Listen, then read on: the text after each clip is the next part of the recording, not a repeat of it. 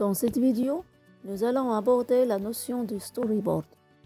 C'est quoi donc un storyboard? Le storyboard, ou scénario-image, est tout document qui décrit tout ce qu'il y aura dans le module comme diapositives, vidéos, etc. Elle schématise le grain de formation pour permettre sa réalisation qui se fait par le formateur-concepteur.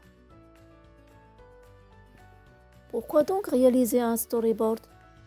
Un storyboard a plusieurs avantages, dont nous citons les suivants. Un storyboard assimile toutes les informations et fait ressortir la logique des hypothèses.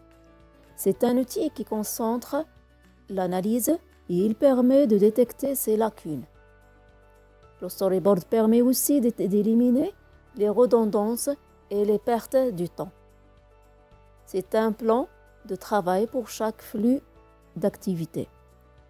Un storyboard peut être évolué au fur et à mesure de la progression du travail.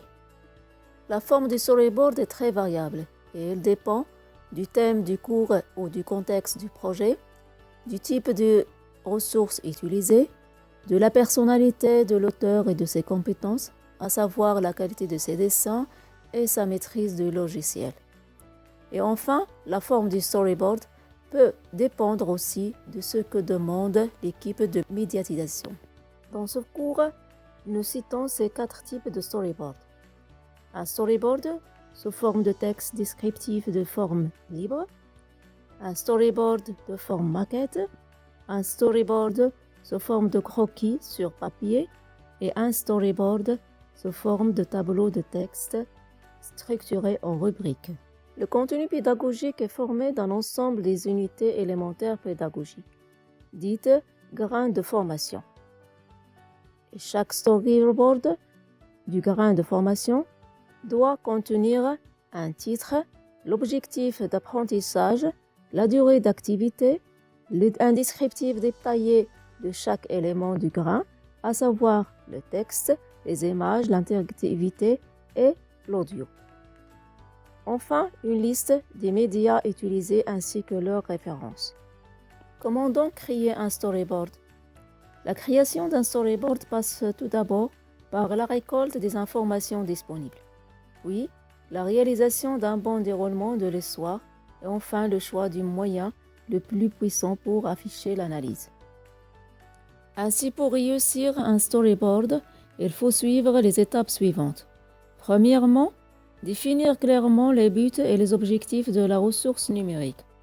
Pour cela, il faut découvrir le maximum d'informations des membres du public ciblé, à savoir leur formation, leur culture, leur base de connaissances, leur niveau d'expérience et leurs compétences.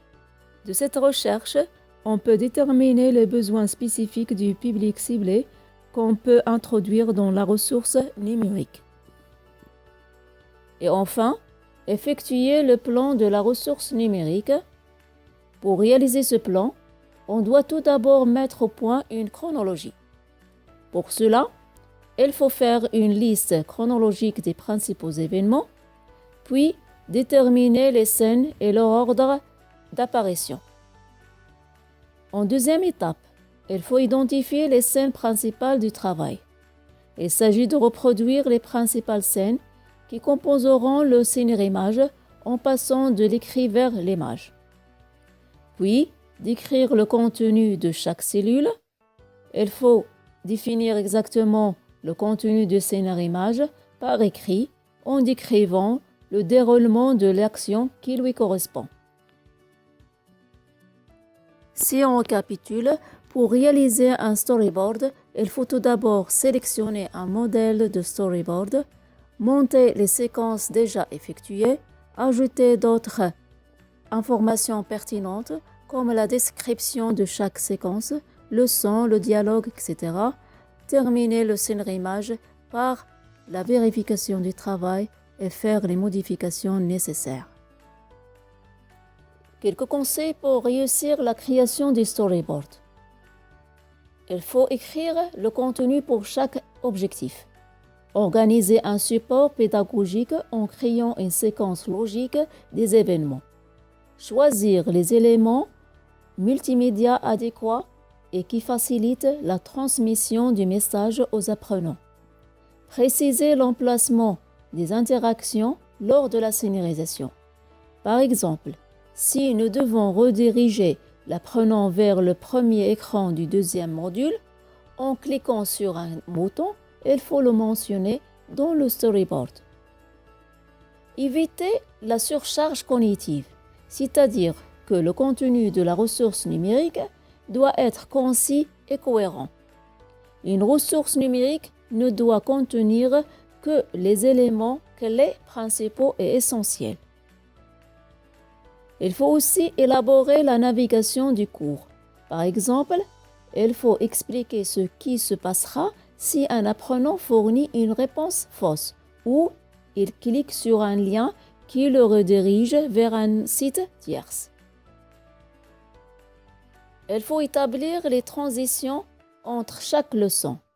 Il est important de savoir à quel moment et de quelle façon il faut passer d'un écran à un autre et d'un module à un autre.